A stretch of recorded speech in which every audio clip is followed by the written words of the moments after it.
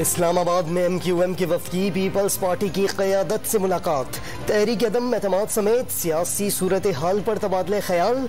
दोनों जमातों में मुल्क के वसीतर मफाद में एक दूसरे के साथ मिलकर काम करने पर इत्तफाक हो गया। तर्जुमान पीपल्स पार्टी का दावा। लाहौर में हमजा शहबाज की जहांगीर तरीन की रिहाइश गाह आमद। तरीन ग्रुप से तहरीक अदम एतमाद समेत सियासी सूरत हाल पर बातचीत जारी।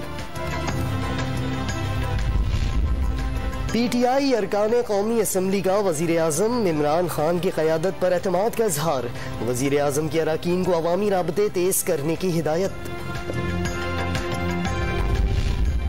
तहरीक अदम एतमाद के लिए कौमी असम्बली का इजलास बुलाने की मुतज़ाद बातें। सेनेटर फैसल जावेद का 21 मार्च को इजलास बुलाने और 28 मार्च को वोटिंग कराने का ऐलान। स्पीकर कौमी असम्बली किसी भी फैसले से लाइल्म। इजलास बुलाने का हतमी फैसला अभी नहीं हुआ, 1-2 दिन में पता चल जाएगा। असद कसर का मौक़िफ़।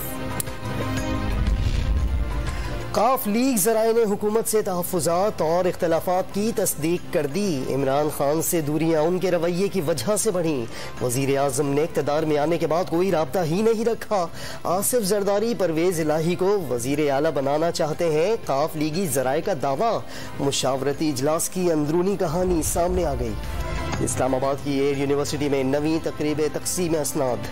पाक फ़िज़ाइया के सरबराह air chief marshal Zaheer Ahmed Sidhu ने असनाद तकसीम की।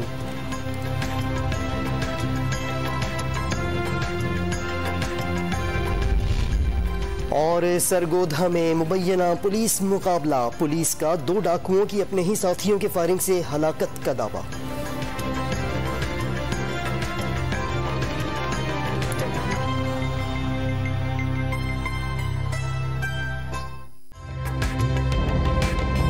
ताज़ा तरीन वीडियोस के लिए हमारा YouTube चैनल सब्सक्राइब करके बेल आइकन प्रेस करिए ताकि आपको मिले हर अपडेट सबसे पहले।